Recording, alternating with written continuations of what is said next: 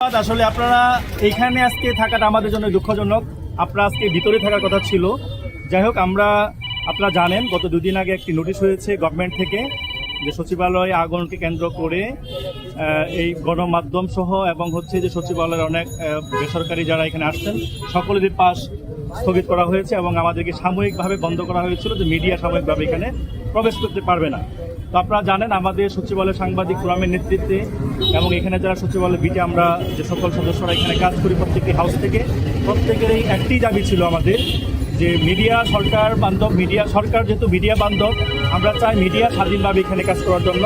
তার আলোকেই আপনাদের সবার দাবির প্রেক্ষিতে আমাদের সংগঠনের পক্ষ থেকে আমাদের সভাপতি মাসফেসুদ্দিন মাতাবের নেতৃত্বে আমরা আজকে স্বরাষ্ট্র উপদেষ্টা মহোদয়ের সাথে সাক্ষাৎ করেছি এবং আমরা স্বরাষ্ট্র উপদেষ্টা মহোদয়কে ধন্যবাদ জানাতে চাই। গতকালকে উনি আমাদেরকে সময় দিয়েছেন যে আপনাদের সমস্যাগুলো আমরা শুনবো। আমরা আজকে 11:30 সময় দিয়েছিল, যাই হোক একটু লেট হয়েছে, তারপর আমরা কথা বলতে পেরেছি। সিদ্ধান্ত এটা এসেছে যেটা আগামীকালকে সকাল থেকেই আমাদের সচিবালয় বিটের বিএসআরএফের সদস্য যারা আছেন এবং তার পাশাপাশি সচিবালয়ে যারা রেগুলার এখানে বিটে কাজ করেন প্রত্যেকটি ভালো হাউস থেকে সবাই সেখানে প্রবেশ করতে পারবেন অস্থায়ী পাস নিয়ে। অস্থায়ী পাসের ক্ষেত্রে বিএসআরএফের যারা সদস্য আছেন তাদের তো তালিকা আমাদের কাছে আছেই।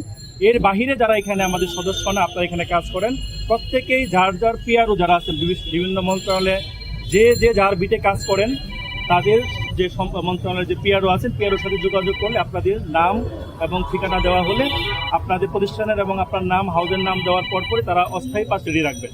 তো আমরা ইতিমধ্যে আজকে বলে আসছি, আমরা আজকেই তালিকা পাঠিয়ে দিব যারা সচিবালয় বিটে কাজ করেন, বিশেষ করে বিএসআরএফের সদস্য যারা আছেন তাদের তালিকা সহ এবং টেলিভিশন থেকে এবং অনলাইন বা অন্যান্য পত্রিকা যারা আমাদের মেম্বার না তারাও আপনাদের নাম চাইলে আপনারা দিতে পারবেন এবং যার সংশ্লিষ্ট মন্ত্রণালয়ের যে পিআরও তাদের সাথে যোগাযোগ করে আগামীকালকে থেকে আপনারা ঢুকতে পারবেন।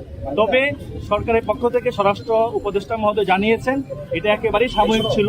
উনি চেয়েছিলেন আজকে থেকেই সে অনুমতিটা দিবেন, আজকে ঢুকার না কারণ হিসাবে উনি বললেন যে সচিবালয়ে আজকে কোনো মিডিয়া সহ সরকারি কর্মকর্তা কর্মচারী প্রায় অনেকেই আজকে যারা তাদের গাড়ি ঢুকতে পারে না, শুধু উচ্চ লেভেলের কর্মকর্তারা গাড়ি নিয়ে ঢুকছেন ভিতরে।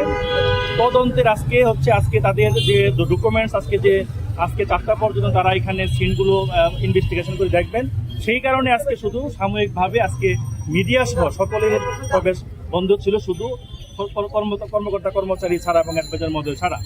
তো ওটা উনি দুঃখ প্রকাশ করেছেন যে আমরা মিডিয়াকে বন্ধ করতে চাই নাই। উনি বলেছেন আমরা চাই গণমাধ্যমের যে স্বাধীনতা সেটা বহাল থাকুক, তারই আলোকে আমরা আগামীকালকে থেকে সবাই সেখানে প্রবেশ করতে পারবো।